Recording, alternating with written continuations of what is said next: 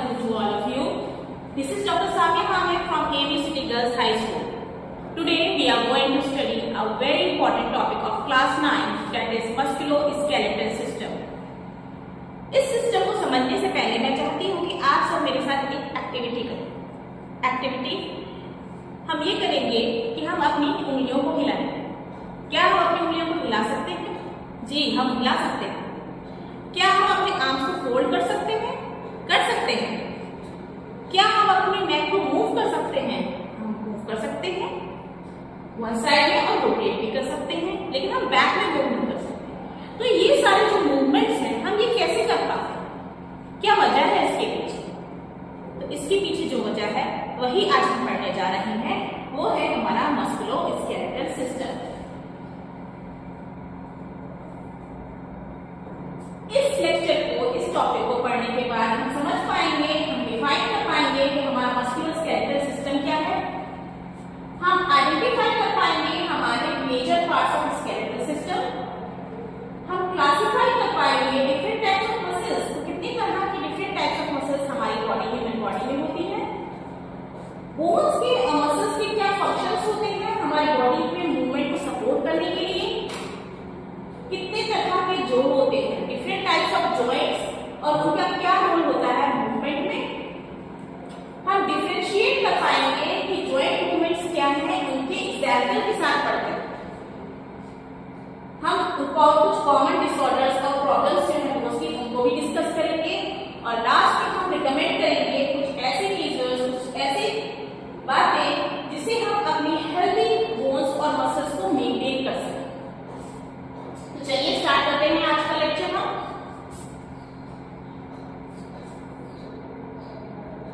Now what is musculoskeletal system. जैसा कि आप यहाँ पे देख रहे हैं, musculoskeletal system is made up of bones, हड्डियों का बना हुआ, मसल्स का बना हुआ, जॉइंट्स, जोड़ों का बना हुआ, कार्टिलेज, टेंडन्स एंड लिगामेंट्स, इन सब से मिलकर बनता है हमारा मस्कुलोस्केलेटल सिस्टम। ये कुछ टर्म्स आप लोगों के लिए नए हो सकते हैं, जैसे कि कार्टिलेज, टेंडन्स और लिगामेंट्स। अब हम आगे इनको जानेंगे कि ये क्या होते हैं। इस मस्कुलोस्केलेटल सिस्टम की वजह से ही हम सीधे खड़े हो पाते हैं, हम मूव कर पाते हैं, हमारा बॉडी पोस्चर मेंटेन रहता है, और ये हमारे डेलिकेट ऑर्गन्स को भी प्रोटेक्ट करता है।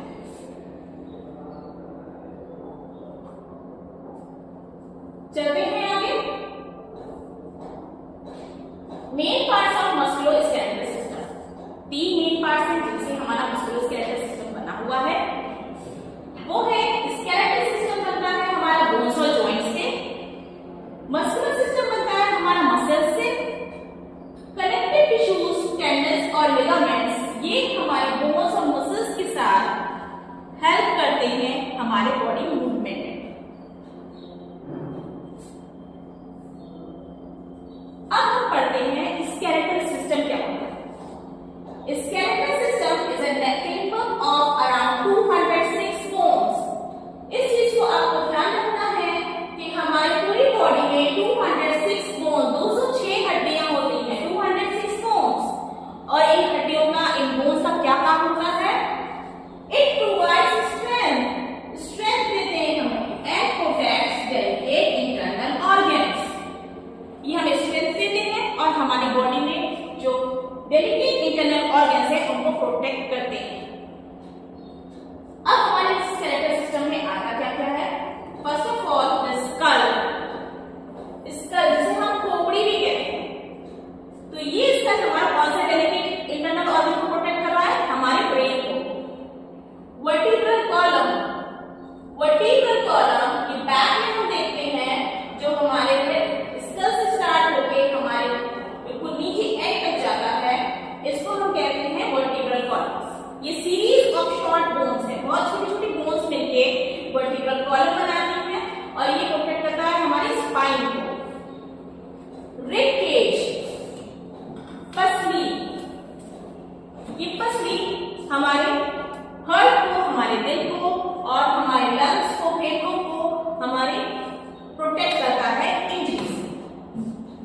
तो हमने यहाँ जाना कि 206 हड्डियां होती हैं और हड्डियों का क्या फंक्शन होता है, स्ट्रेंथ प्रोवाइड करना और हमारे इंटरनल ऑर्गन्स को प्रोटेक्ट करना। इसके अलावा स्केलेटल सिस्टम क्या इंक्लूड करता है, स्कल, वर्टिब्रल कॉलम और रिब केज।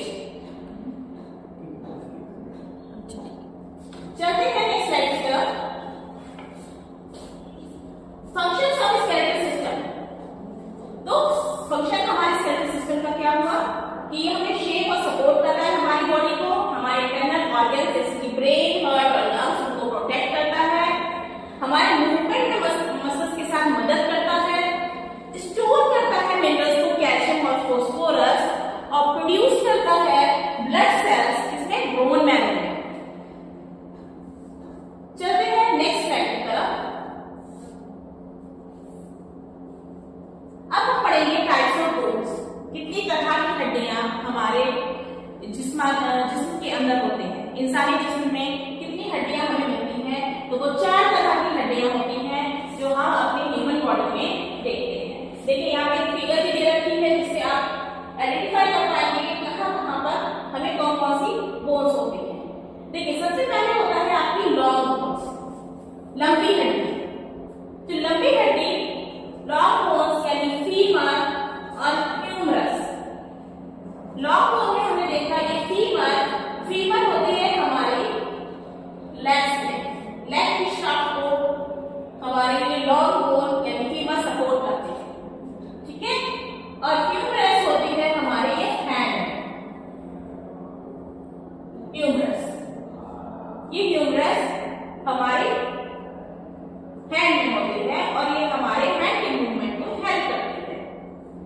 देन आता है शॉर्ट बोन्स, छोटी हड्डी। शॉर्ट बोन्स हमें मिलती है रिस्ट बोन में, ये है हमारी रिस्ट बोन्स। रिस्ट बोन्स में हमें मिलती है शॉर्ट बोन्स, यहाँ पे छोटी छोटी हड्डियां होती है। देन आती है हमारी फ्लैट बोन्स जो कि हमारे स्कल यानी खोपड़ी और पसली में मिलती है, स्कल और रिब्स। यहाँ पे कौन सी होती है हमारी फ्लैट बोन्स, और यहाँ पर ये हमारी जो पसलियां हैं इसमें भी फ्लैट बोन्स, ठीक है। तो long bones, short bones, flat bones. अब आते हैं इररेगुलर बोन्स। हर एक हड्डी का अलग शेप होता है, इररेगुलर, कोई रेगुलर शेप नहीं होता है, अलग शेप होता है और छोटी छोटी हड्डियों से बनता है हमारा वर्टिब्रा, ठीक है। अभी हम वर्टिब्रा के बारे में आगे पढ़ेंगे, लेकिन मैं थोड़ा सा शॉर्ट में बता दूं आपको कि वर्टिब्रा कॉलम जो पीछे हम देखते हैं जो हमारे स्पाइन को प्रोटेक्ट करता है वो एक सीरीज ऑफ शॉर्ट बोन से बना हुआ है। वो शॉर्ट इररेगुलर बोन्स क्या कहलाती है, वर्टिब्रा। हर एक सिंगल बोन को हम वर्टिब्रा कहते हैं। हम कह सकते हैं कि सीरीज है वो एक वर्टिब्रा की, जिससे पूरा एक वर्टिब्रा कॉलम बना हुआ है।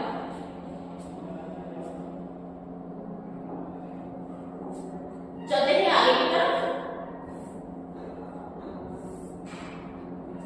अब हम पढ़ते हैं यहाँ पर स्ट्रक्चर ऑफ अ बोन।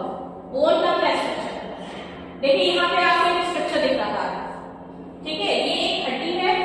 अब हम इसको अगर हम देखते हैं, इसका क्रॉस सेक्शन देख रहे हैं, इसमें अंदर से हम देख रहे हैं, तो कॉम्पैक्ट बोन क्या होता है, जो इसका हार्ड पार्ट होता है बोन का, ये आपका कॉम्पैक्ट बोन होता है, ठीक है। इसको हम कहते हैं कॉम्पैक्ट बोन। ये हार्ड पार्ट आपका कॉम्पैक्ट बोन कहलाता है। स्पॉन्जी बोन्स, जो लाइट इनर पार्ट होता है उसको हम कहते हैं spongy bone. Light inner part is called spongy bone. इसके अंदर हम बोन के अंदर देखते हैं कुछ सेमी सॉलिड फॉर्म में या सेमी लिक्विड फॉर्म में कुछ मटेरियल होता है। उस मटेरियल को हम कहते हैं बोन मैरो, और ये बोन मैरो का क्या काम है, ये हमारे ब्लड सेल्स बनाता है, ठीक है। Bone marrow makes blood cells. इसके अलावा ये हमारी जो पूरी हड्डी होती है, ये पूरी बोन है हमारी, इसके ऊपर एक प्रोटेक्टिव कवरिंग होती है जिसको हम कहते हैं क्या, periosteum. Periosteum, protective outer covering. तो यहाँ पे हमने पढ़ा कि क्या होता है structure of bone, compact bone, spongy bone, bone marrow, periosteum. आते हैं नेक्स्ट स्लाइड की तरफ।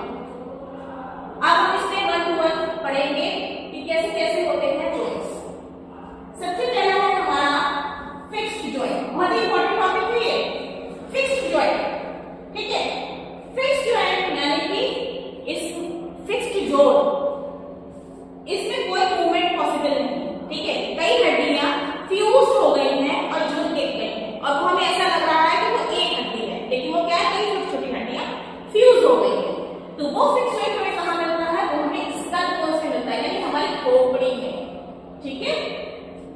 स्कल बोन्स में हमें फिक्स जॉइंट लगता है, हमें खोपड़ी एक दिखती है लेकिन वो क्या है, वो कई छोटी छोटी हड्डियों को फ्यूजन है, फ्यूज हो गई है वो सब, और वो क्या हो गया, फिक्स जॉइंट। अब उसमें कोई मूवमेंट नहीं होगा।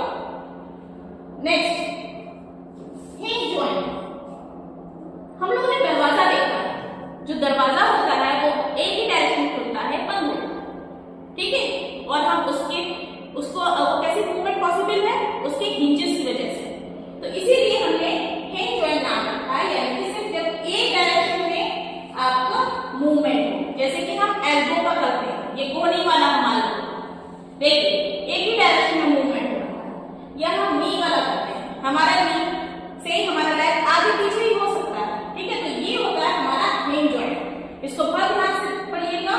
एल्बो और नी में हमारा होता है हिंज जॉइंट, सिर्फ वन डायरेक्शन में हमारी बॉडी मूव करती है। नेक्स्ट होता है हमारा ball and socket joint. Ball and socket joint, देखिए बॉल एंड सॉकेट जॉइंट हमें मिलता है एक तो यहाँ पे हिप जॉइंट में और एक शोल्डर में।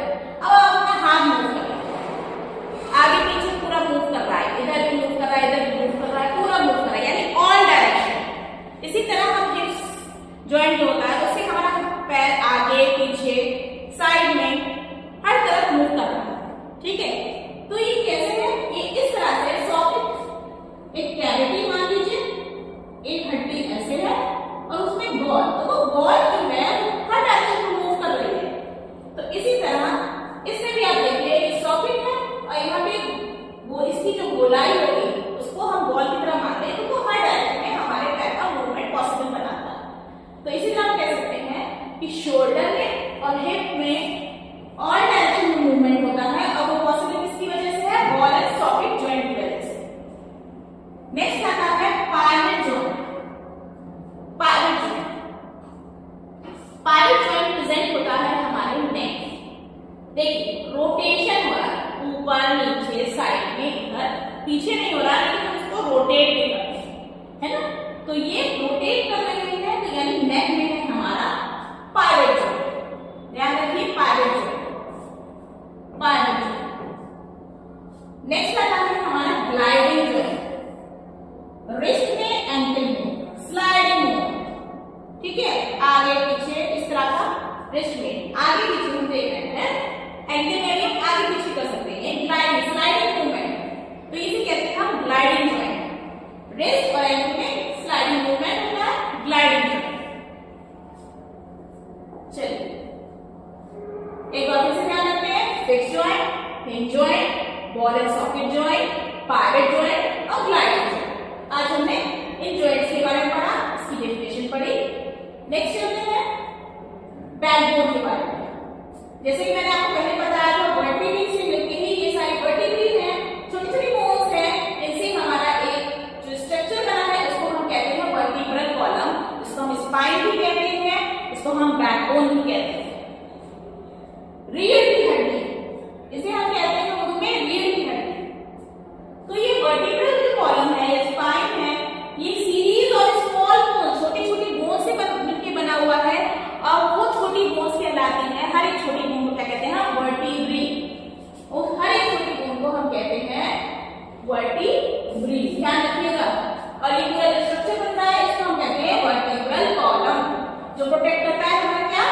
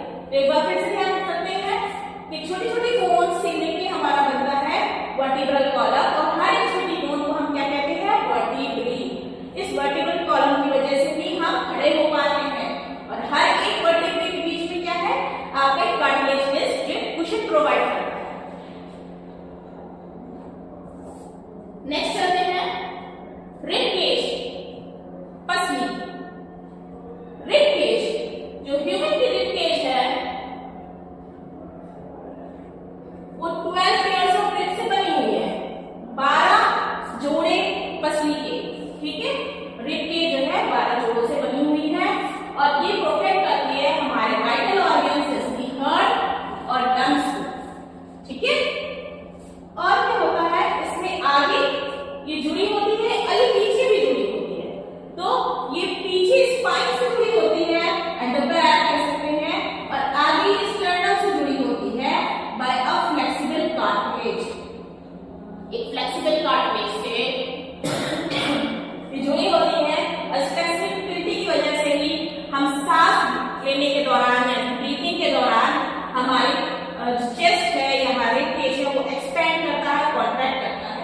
अगर ये फ्लेक्सिबिलिटी ना हो और अगर ये बिल्कुल रिजिड हो जाए, सख्त हो जाए, तो हमारा जो एक रिब केज है ये फ्लेक्सिबल नहीं हो पाएगा, हम सांस सही से नहीं ले पाएंगे। तो इसलिए फ्लेक्सिबिलिटी बहुत जरूरी है, क्योंकि हमें हमारे लंग्स को सांस लेने के दौरान, ब्रीथिंग के इनहेलेशन के दौरान, एक्सहेलेशन के दौरान जो है एक्सपेंड होने की जरूरत होती है। चलते हैं नेक्स्ट, मस्कुलर सिस्टम। अभी तक हमने पढ़ा था स्केलेटल सिस्टम, अब आता है हमारा मस्कुलर सिस्टम। तो मस्कुलर सिस्टम मसल्स का बना हुआ है। मसल्स क्या होते हैं? मसल्स एक सॉफ्ट टिश्यूज है जो मूवमेंट में हेल्प करते हैं, ठीक है। सॉफ्ट टिश्यूज जो मूवमेंट में हेल्प करते हैं और ये कॉन्ट्रैक्ट और रिलैक्स करके, ठीक है, तनाव में आकर कॉन्ट्रैक्ट होकर और रिलैक्स होकर आराम की हालत में आकर ये काम करते हैं। ये मसल्स हमारे बोन से अटैच होते हैं। ध्यान रखिएगा, मसल्स को हमारी बोन से कौन अटैच करता है? एक कनेक्टिव टिश्यू जिसको हम कहते हैं टेंडन्स, ठीक है। टेंडन से कनेक्टिव टिश्यू है, कनेक्टिव टिश्यू। उस टेंडन हमारी मसल्स को हमारी बोन से अटैच करता है। और ह्यूमन बॉडी में अराउंड 650 मसल्स होते हैं। अगर कहीं ये नंबर आता है कि कितने मसल्स होती है ह्यूमन बॉडी में, तो वो अराउंड 650 मसल्स होती है।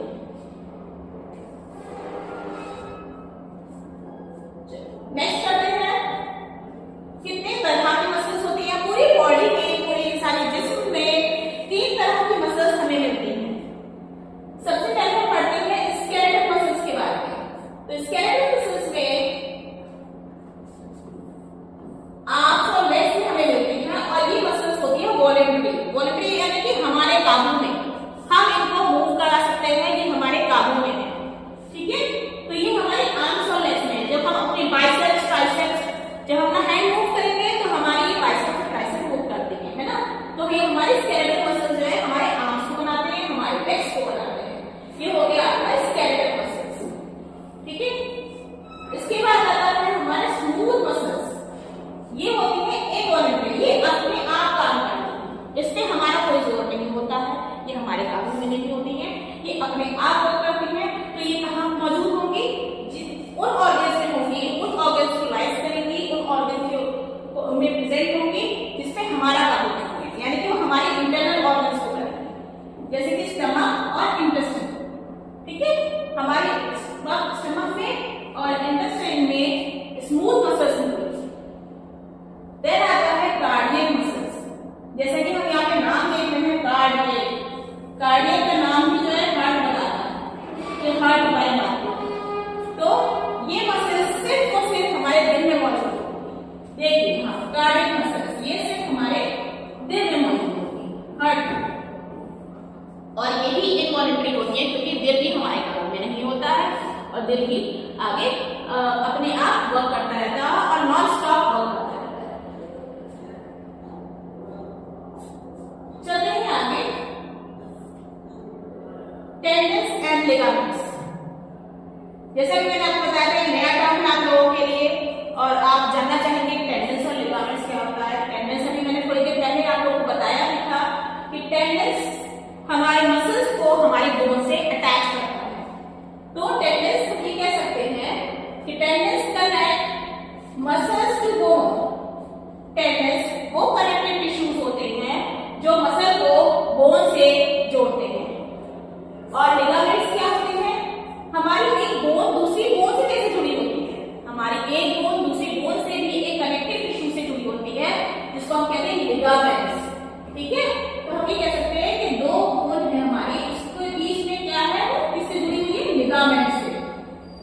लिगामेंट्स से, ठीक है। ये दोनों टेंडन्स और लिगामेंट्स स्टेबिलिटी प्रोवाइड करते हैं और सपोर्ट करते हैं हमारे जॉइंट्स को, हमारे जोड़ों को सपोर्ट देते हैं। इन्हीं की वजह से हमारा मूवमेंट होता है। तो हम देखते हैं टेंडन्स कैसे मसल्स को बोन से जोड़ रहे हैं टेंडन्स, और लिगामेंट्स एक बोन को दूसरी बोन से जोड़ते हैं लिगामेंट्स। ओके, चलिए आगे बढ़ते हैं।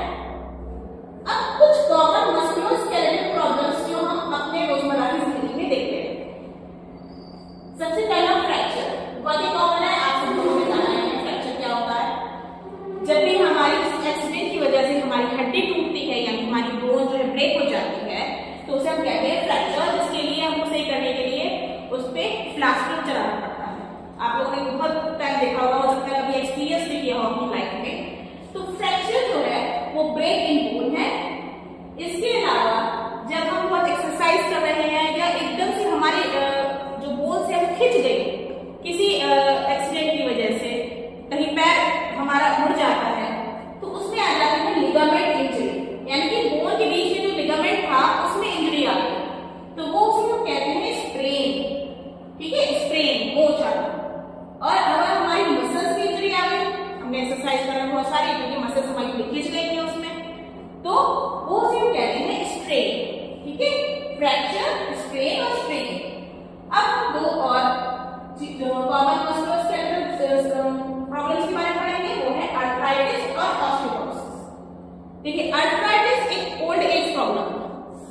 ओल्ड एज में ज्यादातर लेडीज में और जेंट्स में भी होता है ऐसे, लेकिन ज्यादातर ही लेडीज में पाया जाता है। ऑस्टियोआर्थराइटिस कहते हैं जिसको।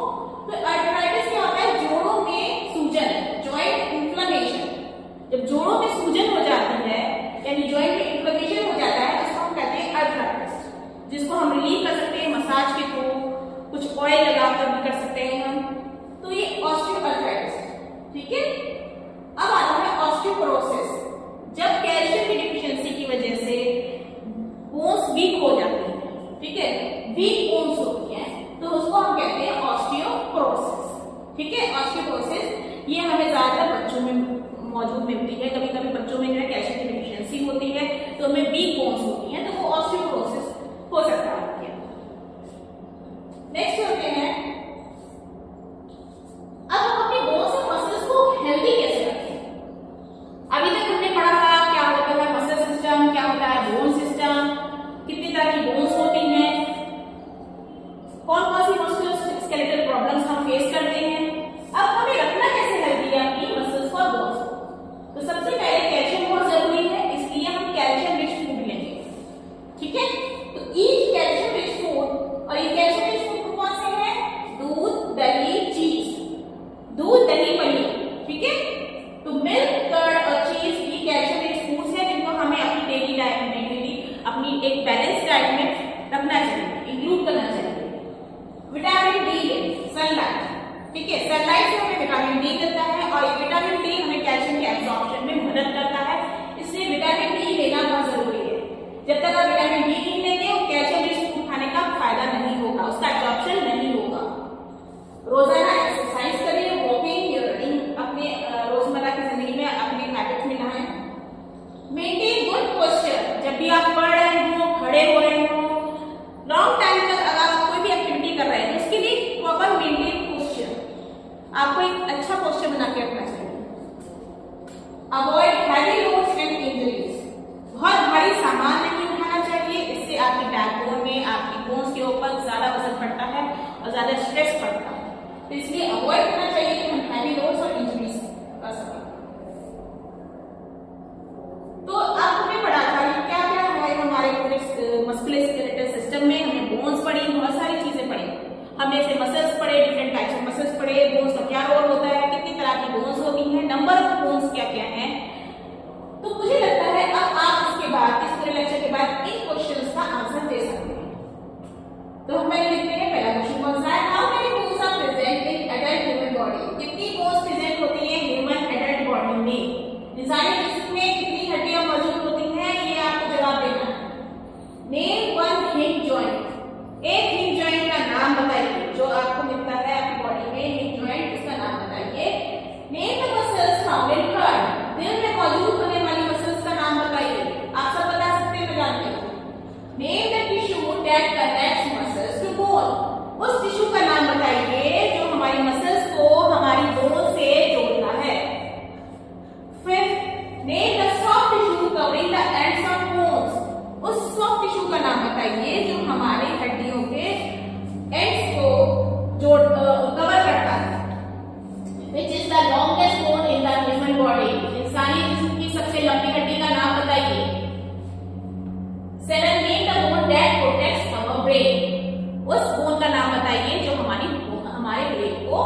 प्रोटेक्ट करता है। तो मुझे लगता है अब आप इन क्वेश्चंस का आंसर दे सकते हैं।